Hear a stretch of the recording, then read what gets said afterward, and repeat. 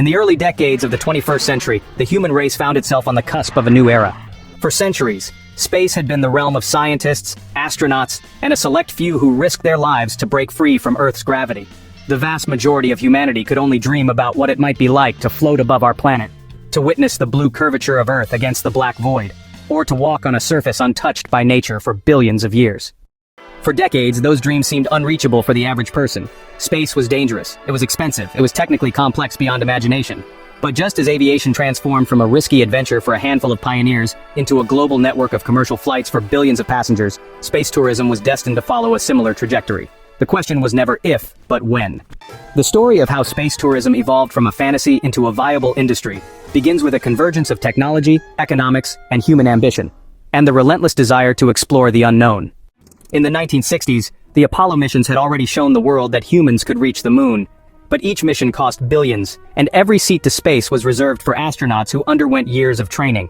The Cold War space race was never about public participation. It was about political prestige and scientific achievement.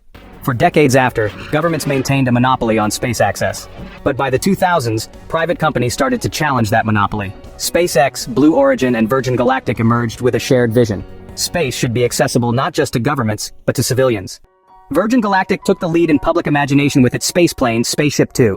Designed to carry passengers to the edge of space for a few minutes of weightlessness, it promised an experience unlike anything else on Earth. SpaceX and Blue Origin, on the other hand, were focused on rockets that could eventually take civilians beyond Earth's orbit, perhaps even to the Moon and Mars. The first paying space tourist, Dennis Tito, made headlines in 2001 when he spent $20 million to ride a Russian Soyuz to the International Space Station. This was the beginning. It showed that with enough money and willpower, even non-astronauts could go to space, but it was still far from mainstream. Only a handful of billionaires could afford it. To make space tourism mainstream, costs had to drop dramatically. In the early days, sending a single kilogram of cargo to orbit cost tens of thousands of dollars. SpaceX revolutionized this equation by developing reusable rockets, slashing launch costs by up to 90%. The key was reusability. Just as commercial airliners are reused thousands of times, rockets that could return to Earth intact could make space travel far cheaper. SpaceX's Falcon 9 and Starship Blue Origin's New Shepard and New Glenn, and other competitors began to focus on rapid turnaround flights. As technology matured, the ticket price for suborbital flights, once tens of millions, dropped into the hundreds of thousands and eventually into the tens of thousands. This was still expensive, but for the world's wealthiest 1%, it was now in the range of luxury cruises or exotic safaris. Imagine arriving at a sleek spaceport in the desert. The air is filled with excitement as passengers gather for their final briefing. You put on a lightweight pressure suit, undergo a quick health check, and board the spacecraft. The engines roar to life, pressing you into your seat. Within minutes, Earth's blue sky fades to black, and the world curves below you. The feeling of weightlessness takes over. You're floating, free from the pull of gravity. You drift toward a window and see something that will be etched into your memory forever. Earth, a shimmering sphere of blue and white, hanging in the infinite darkness. For some, it's a spiritual awakening. Astronauts call it the overview effect. A sudden realization of the fragility of our planet and the unity of humanity. For others, it's pure exhilaration, the thrill of doing something few humans have ever done. As more companies entered the market, competition drove innovation. Space hotels, orbital excursions, lunar flybys, and even Mars expedition reservations began appearing on the horizon. SpaceX announced Starship tourism missions that could circle the moon. Blue Origin pitched orbital space stations with luxury accommodations. Axiom Space, working with NASA, planned to attach private modules to the ISS before detaching them into independent commercial stations. In low Earth orbit, inflatable habitats from companies like Bigelow Aerospace promised spacious rooms with panoramic views of Earth. Designers envisioned restaurants in orbit, zero-gravity sports arenas, and even honeymoon packages for adventurous couples. For space tourism to become truly mainstream, safety had to match, or even, exceed, that of commercial aviation.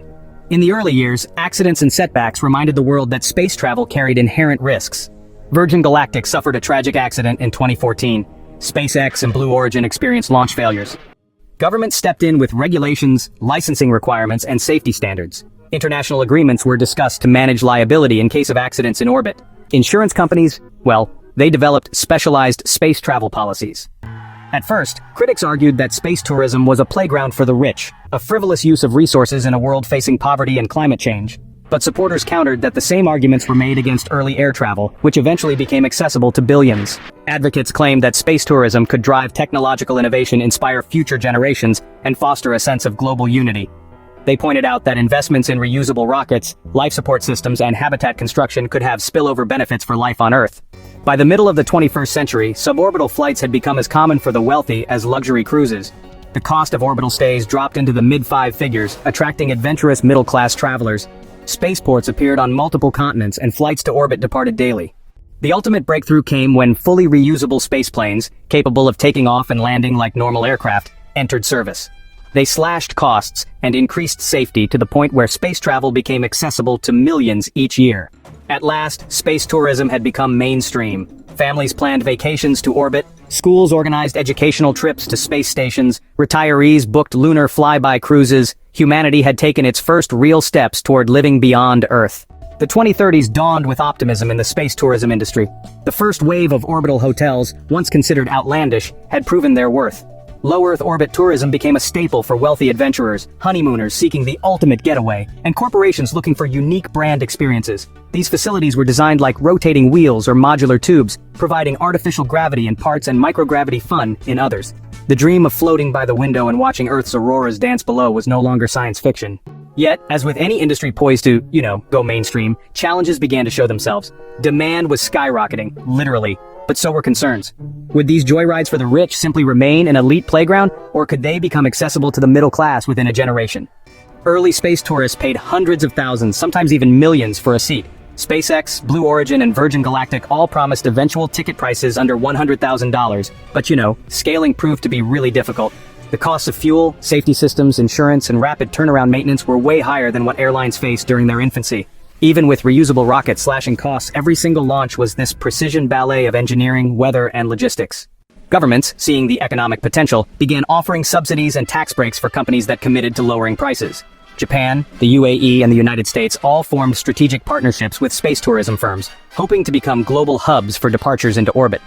This actually mirrored how certain cities in the early aviation era positioned themselves as gateways to the skies. By the late 2030s, spaceports replaced traditional airports as the main point of departure for interplanetary travelers. Built in desert regions, coastal zones, or even on floating platforms, these facilities needed to minimize the risks of high-energy launches over populated areas. Inside, travelers passed through training centers, microgravity simulators, and medical screening rooms. Hotels on Earth adapted too. Luxury resorts near spaceports offered these pre-launch experiences where guests could stay in zero-G pools, dine on rehydrated space cuisine prepared by celebrity chefs, and watch rockets depart against a crimson sunset. This new form of tourism was already reshaping local economies, just as beach resorts had flourished when commercial aviation expanded in the 20th century. As orbital tourism became routine, the next leap was lunar. Private companies, in partnership with national space agencies, began offering week-long trips to orbit the moon, or sometimes land briefly at pre-built habitats on its surface. The moon hotels, protected by thick regolith shielding, offered surreal activities. Lunar golf, low-gravity dance parties, and guided tours of craters lit by Earth's glow. But the lunar frontier also brought a new wave of ethical and legal debates. Who owned the moon's most iconic locations? Could corporations trademark a view or charge a premium for watching an Earthrise? The Outer Space Treaty of 1967 still technically prohibited national claims of ownership, but it said nothing about corporate exclusivity. Space tourism was no longer just about thrill-seeking, it became a form of cultural expression. Weddings in orbit, art exhibitions in zero gravity, music concerts streamed from lunar domes. It all fed a new wave of global fascination. Entire social media industries emerged around documenting one's trip to space. Schools began including space tourism in career counseling sessions, highlighting new roles in hospitality, engineering, health, and entertainment in microgravity environments. Just as the internet had once created jobs no one could imagine, the space tourism economy was birthing professions like space event planner and orbital hotel chef. By the mid-2040s, projections indicated that a significant percentage of the upper middle class might afford a short orbital trip at least once in their lifetime. Mass accessibility was still decades away, but the trajectory was clear. What began as an exclusive novelty was slowly trending toward democratization, much like air travel in the 20th century. However, environmentalists raised alarms. Rocket emissions, space debris, and planetary protection laws were pressing issues. The industry responded with cleaner propulsion systems, nuclear thermal rockets, methane engines, even experimental space elevators. Without sustainable practices, mainstream adoption could stall. Looking forward, Mars loomed on the horizon. Not as a colonization goal for most tourists, but as the next exotic, once-in-a-lifetime vacation spot. Travel times, still measured in months, meant it was years away from practicality for the average traveler. But with each innovation, the timeline shrank. In the end, space tourism's path to becoming mainstream mirrors humanity's own history of exploration. It begins with the few, inspires the many, and given enough time, becomes a shared human experience. The question isn't whether it will happen, but how fast and how wisely we can make the leap.